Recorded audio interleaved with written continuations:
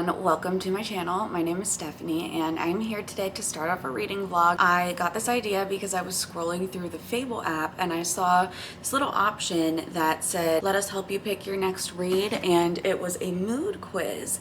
And you go through and you answer some questions, and based on your answers, they will go through your whole want to read list and pick a book for you. I think they give 3 or 4 choices actually that they think best fits your mood. So I thought that this would be really fun to have this pick my next few reads and see if they really work for mood reading. Let me pull up the app here and find this option. Mood quiz. Discover what to read next. I'm gonna start screen recording so you can watch as I answer the questions and see exactly what it asks me. Just started screen recording. So let's press take the quiz here. Let's find your next book based on your mood. We'll search your want to read list and our catalog of books to find the perfect book for you. Okay. Start mood quiz. What genres sound good right now? Definitely not biography, business, or classics. Contemporary fiction. I've been into contemporary fiction. Always LGBTQIA. Literary fiction. I'm not really in the mood for a thriller right now. I could do a romance. Not really in the mood for a fantasy, a sci-fi, and I'm not in the mood for a YA. So I love that it gives us an option. So I'm gonna say stick with contemporary fiction, LGBTQIA+, literary fiction, and romance. Okay, what are you in the mood for? Adventurous, challenging, dark, educational, feel-good, funny, inspirational, meditative, moving, mysterious, suspenseful, and thought-provoking. Okay. Is it weird if I put dark and funny? Because I could go either way. Feel good could be a vibe. Moving. I would say feel... do I want feel good? I'm not really being specific enough. Okay. We'll say funny, dark, thought-provoking, and inspirational. Let's see what comes with that. Slow, medium, or fast-paced read? Ooh. What a great question. I think I'm gonna go for medium. We'll play it safe on the first pick. Anything you'd like to avoid? We'll do it. Oh, that's awesome. Okay. I definitely never can tolerate reading animal abuse. All of these other things are obviously very difficult to read, but are very important themes in books that I do consume. So we're just gonna say no to animal abuse. Okay. Looks like we're buffering. Finding books that match your mood. Searching your list and our catalog of books. All right, pick your next book. So I'm gonna go through the first 3 that it offers me. So the first one is Collected Regrets of Clover. This matches contemporary fiction, literary fiction, medium pace, dark, funny, inspirational, and thought-provoking. I have been putting this book off for a while, so that's a good option. Let's see our second one. Super Bloom. I think that this is a lesbian romance, contemporary fiction, romance, medium, dark, funny, inspirational, thought-provoking. Okay. Ooh, or All the Lonely People by Mike Gale. I read The Museum of Ordinary People by this author and I really enjoyed it. This matches contemporary fiction, medium, dark, funny, inspirational, and thought-provoking. Ooh. I'm gonna look at the 4th one just out of curiosity, what they give me. Girls Can Kiss Now. Yeah, this is an essays, LGBTQIA essays.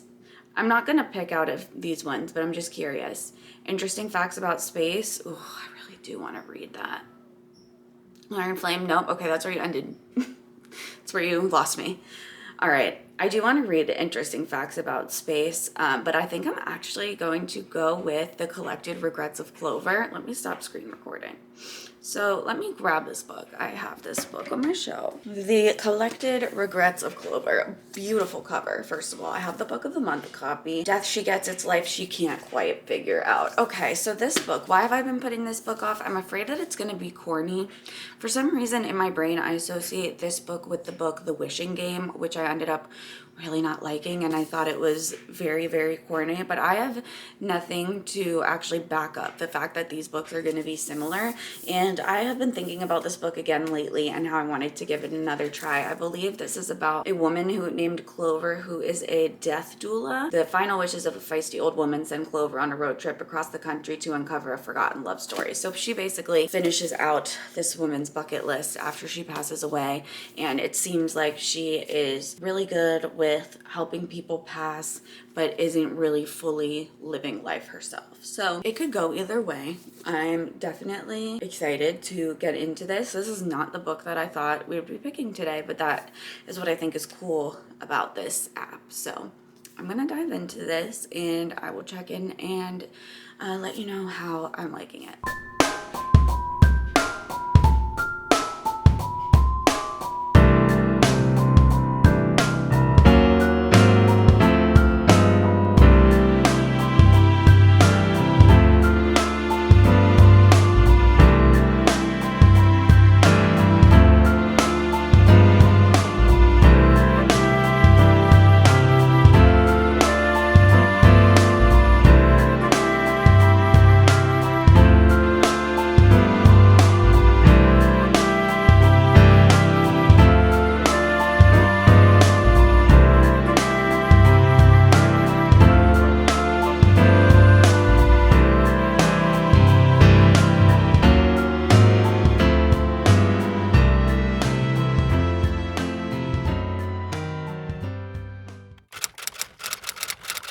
I am back. It is a couple of days later and I wanted to give a quick update on the collected regrets of Clover. So first and foremost, let me just say I am about 140 pages through this book and I am really enjoying it. My fear of it being corny was absolutely unfounded. It's not corny at all. So this book it's a literary fiction book and it is following this woman in her early 30s named Clover. She is a death doula. So she sits with people in their last moments as they pass on to make their deaths more comfortable. She is a little bit of an odd one. She's a loner and she is obsessed with death because she has had so much loss in her life starting from a very young age. So she really hyperfixates on death. She goes to these things called death cafes where people go and talk about death.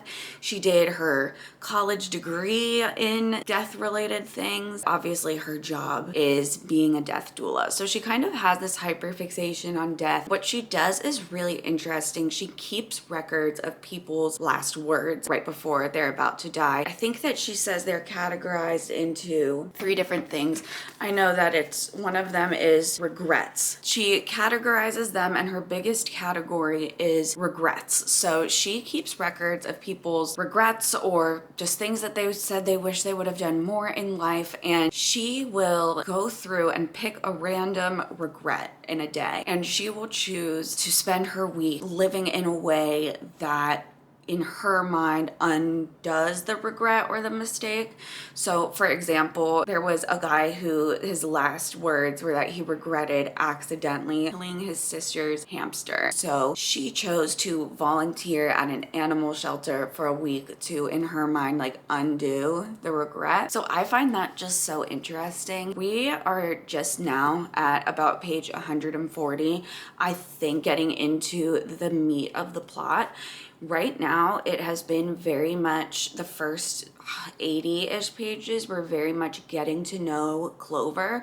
You get a then and now perspective of her growing up and her currently in her early 30s, just kind of getting to know her and why she is the way she is. Even though this has been very slow moving as far as plot, I am enjoying this book so much because I think that the writing is great. It's so easy to read. The chapters are short. It gripped me right away. I think I read the first 40 pages in the first sitting. There have been some really beautiful quotes. I really like just this author's prose is really beautiful. If you are somebody who has experienced loss and grief, this book is great because it completely centers around death and loss, but not in a way that is triggering or makes me sad, just in a way that's really kind of relatable. The certain things that she talks about, despite the plot being a little slow moving, this has kept my interest just for Clover as a character and the author's writing. Also, this book is set in New York City, and I love a book set in New York City because I've spent a lot of time in New York City, so I can really picture it, and the author does a great job really making you feel like you're in New York City in this book. She's talking about neighborhoods, she's talking about transit. She just does a really good job painting the picture. I can totally picture where we are and kind of the mood and the vibe. As far as whether or not this was a good pick for my mood, I think that this was spot on to exactly what I was looking for. It's a literary fiction. It is dark, but it's also really funny. I'm really happily surprised. I'm really, really enjoying this. I am going to continue to read this, and I will check in once I've gotten to anywhere from like 200 to 220 page mark. Okay.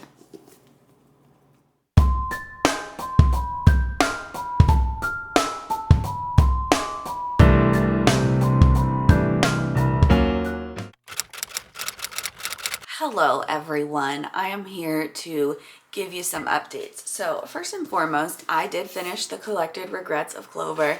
I ended up really enjoying this book. I gave it 4.25 stars, and I actually ended up reading it along with my mom, which was such a fun experience. This ended up being such a character-driven book.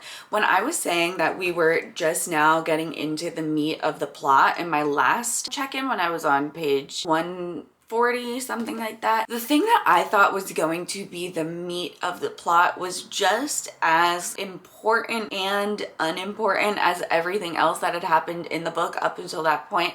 There didn't end up being a huge plot. This book, 100%, the focus was on the character development of Clover. And Clover was such a easy to love character despite her oddities.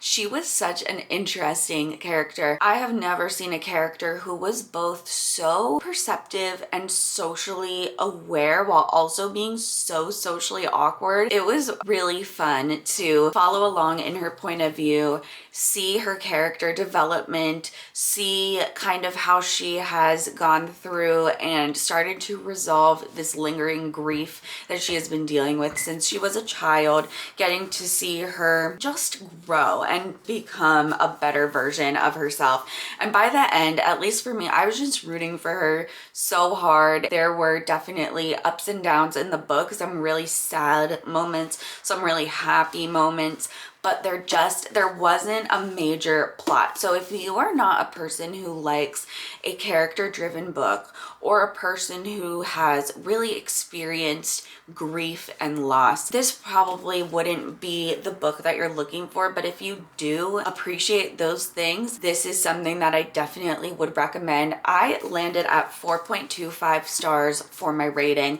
I absolutely loved this author's writing. This is her debut novel, and I can't wait to see if she writes more, because for a book with such little plot, it was so easy to read. And I just thought the way that she was descriptive with the characters and the setting were just perfect without it being too much. I can really appreciate that. My mom gave it 4 stars. I gave it 4.25. And I think as far as how it fit my mood, I think it was the perfect choice. It was definitely a balance of dark and funny. There were beautiful quotes, like I said, great characters. I then went ahead and did the quiz again, and I will go ahead and put the footage of me doing the quiz again right here. But I did the quiz again.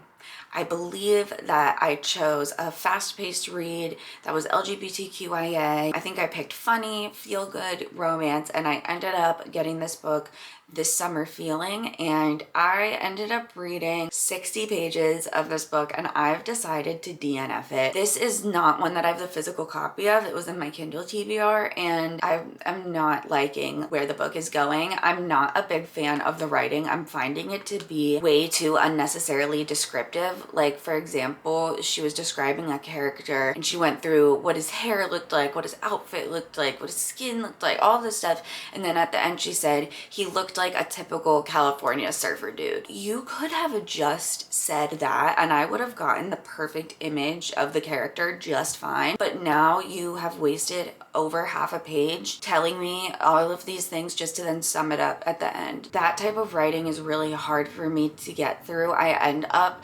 skimming over when we're just going so in depth with describing things that are unnecessary. The plot was not what I was looking for. It does end up being a LGBT romance, and there are some queer characters in the book so far, side characters and stuff, but I don't think that that romance ends up happening until the very end, and I actually think the majority of it is her pursuing the brother of who ends up being the romantic interest, which just it takes place at an adult summer camp, which I was finding a little bit cringy, and the main character's name is Garland. So for all of these reasons, I just was not into the book. I feel like 60 pages is such a fair shot for me to decide that I'm DNFing. So we are gonna move on to the next one, and I'm gonna now take the quiz again. So I will start recording and we will take the quiz. All right, now let's expand a little bit, because I'm honestly feeling like, hear me out, I feel like I could read a fantasy right now. I feel like I could specifically read an LGBT romantasy right now. I also do still feel like I could do literary and contemporary fiction. I am not feeling a thriller right now, or really a historical fiction. I feel like I could do a YA if it was a fantasy, and I do feel like I want it to be adventurous, and I think that I would like it to be dark and challenging. I'll say I'll do a medium or fast-paced read. Anything I'd like to avoid, we're gonna do animal abuse again. So we're buffering. This is gonna be interesting. This is like a really crazy list of options, so let's see. Ooh, okay. We have Into the Drowning Deep by Mira Grant. This is a horror book about mermaids, and it's apparently LGBTQIA. I got this book for my birthday last year. My wife got it for me. That's a great option. What else do we have? None Shall Sleep. Oh yeah, it's very similar to me sounding to The Naturals. Ooh, I accidentally went right over to the writing retreat. Okay, that's a thriller. And we have Kingdom of the Wicked, which is also a fantasy. Okay, I honestly feel like I love this recommendation of Into the Drowning Deep. All I know is it is a horror book about mermaids. I'm excited. I'm so excited to read this. We are going to go ahead and grab it from my shelf and get started reading. And I will check in as soon as I have an update.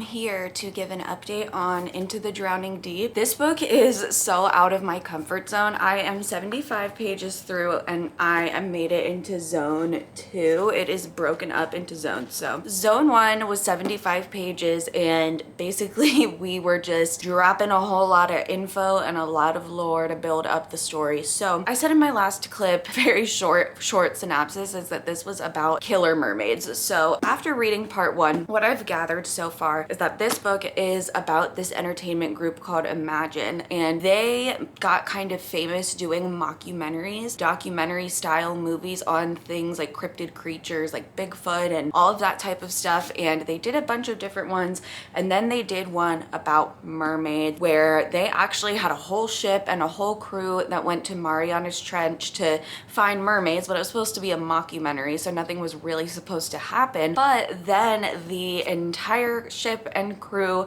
completely disappeared. I think that this is 7 years ago at this point that happened. We're kind of going in and out of time, and we are following the points of view of a few different people who are related to this. One of them is this girl Tori, whose sister was on the ship, and Tori's a marine biologist. So much of her point of view, it feels like reading a marine biology textbook. It is a lot of information, but also this is somewhat of a fantasy book, and not everything in this is real. So it's really interesting. Did feel like it was a little bit dense with all of the marine biology info. Her sister was on this ship, and so she has now committed to trying to figure out what happened to her sister, we meet a few other characters who are involved somehow.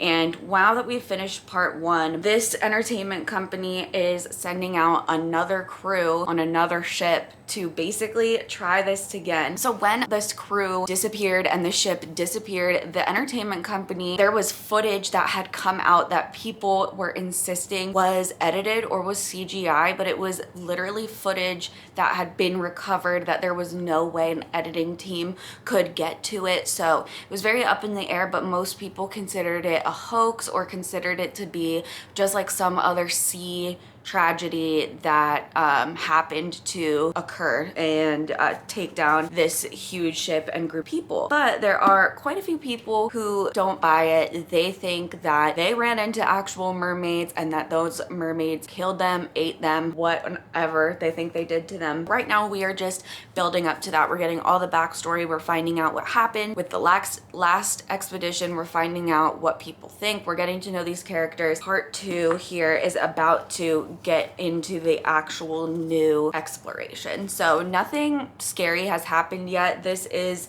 I mean, it says utterly terrifying. This is classified as a horror book. Right now, nothing scary has happened, but we've just basically set everything up. The pacing, like I said, was a little bit dense and bulky with all of the marine biology information, but I've definitely gotten really into the story. It's hooked me and I want to know what is going to happen to all of these people. I am going to go ahead and get back into reading and then I will check in with my next update, but so far so good. Something different, but I'm really enjoying it.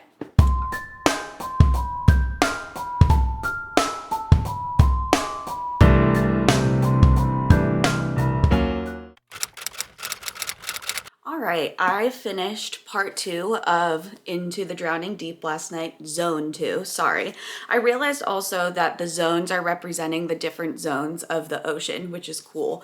So that got me to page 168. I will say a few things about this book. It's still reading very much science fiction to me. There is such an emphasis and focus on the marine biology and the research that these people are doing on this ship. Also, I did not realize that the ship is massive. They basically called it a city in the middle of the ocean and it has a capacity of over 1,000 people. And I think there's only 400 on, which is still a shit ton of people. I did not realize it was that many, that big of a crew and a whole staff and also all of the people who are filming. And then they brought along a ton of researchers and scientists and marine biologists to both make sure everybody is safe, but they are also allowing them to do their own research because this is essentially a mockumentary. So they are giving out grants to different scientists so that they can actually do worthwhile research on the depths of the ocean while they're there. But considering the fact that the last ship only 7 years ago disappeared, I'm not really understanding how there were 400 people who wanted to get right back on and go to the same place. A lot of these characters are very cutthroat in their science and they kind of put it over everything. We're getting a lot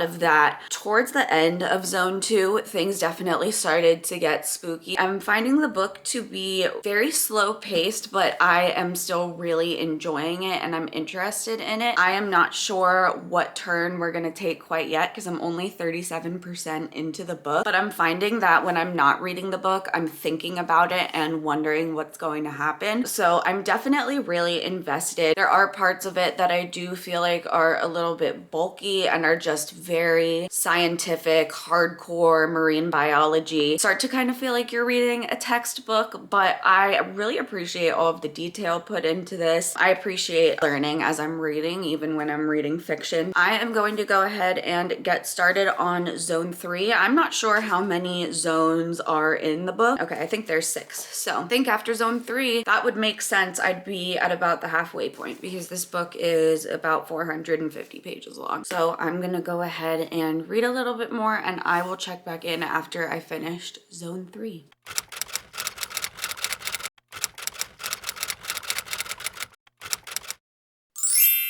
All All right, I am here to talk about Into the Drowning Deep. I did finish this morning. This ended up being 3 stars for me. My last check-in, I had gotten to a little less than halfway through the book. Ultimately, this one was just okay for me. I ended up not really connecting as much with the writing. It was written in an omnipresent third person point of view, and I do feel like that was done for a reason. It does make sense given some of the parts of the book, but for me personally, I was just having a hard time connecting with the writing and the characters, not fully being in any one person's point of view at any time. We would get inner thoughts from 2 different characters on the same page, and that's just not my favorite way to read a story. I also did feel like for a book that's meant to be a horror, this was extremely slow paced. There was definitely some really scary stuff in here. It did kind of drag, and I do feel like this read a lot more like a science fiction book. I was looking at the reviews on Goodreads, and a lot of people did feel the same way. I think that if you're really into marine biology or the lore behind Mariana's Trench and mermaids, you would absolutely love this. I think that for me, it was really cool to learn a lot of new things specifically about those topics, but ultimately I just wasn't absolutely in love with it. So 3 stars for this one. And then I ended up taking the Fable quiz again, and I will go ahead and put the screen recording of me taking the quiz right here.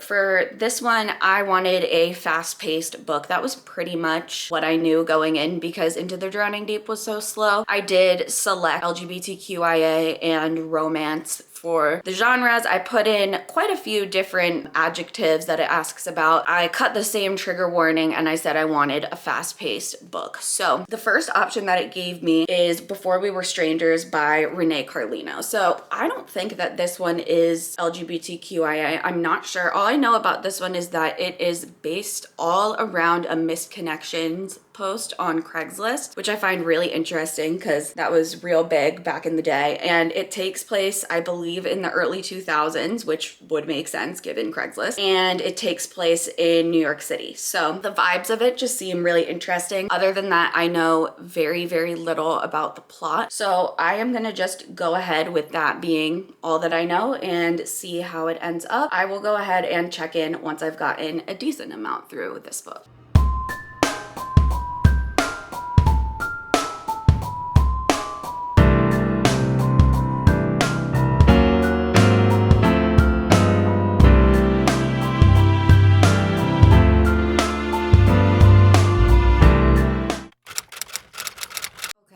Here to give my final update for the last book that I read, Before We Were Strangers by Renee Carlino. I ended up really liking this book. I gave it 4 stars. So this is about 2 people. You start off in Matt's point of view. He is leaving work and sees somebody on the subway in New York City that he used to know, that he had a past with, and they just missed each other by like 2 seconds. She was getting on and he was waiting. He tells his coworker about it, and his coworker suggests that he posts on Craigslist missed connections where people will see each other out in the world and they don't know how to get in touch, so they'll make an ad, you know, hoping that the other person maybe like felt it or saw it too or was looking. So he writes out his ad, which to us at that point makes no sense because you know nothing about their relationship, and then you go 15 years in the past and you get their entire story up until that point, and it becomes a dual point of view with Grace and Matt and just them going back and forth. They spent their senior year of college together, basically. You get every single thing leading up until that point. It is such a fast-paced story. I felt like this read like a movie. The beginning and the end of the book gave completely different vibes, but I enjoyed both of them. The past point of view, it really just encompassed that feeling of late 90s or early 2000s, New York City, being in college, and just the storyline and everything really, to me, felt like it would translate so well as a film adaptation. Some parts of it gave me the energy of 500 Days of Summer, not because of the plot, but just the feel of the movie. I kept thinking about that in the back of my mind. This was something I was able to read in 3 or 4 sittings. It was so quick. The story had me hooked. The ending, for me, it really worked. The way that it all tied together was so just gratifying. I ended up really liking these characters. In the beginning, I wasn't sure how I would feel feel, but this was just a happy surprise for me. I went into it thinking that it would be an entertainment read and I would probably give it 3 stars, but it ended up being a little more than that for me. So I'm ending it with a 4-star rating. That is it for this video reading books based on the Fable mood quiz. So I got 1 4.25, 1 3-star, and 1 4-star, which is definitely not bad. I liked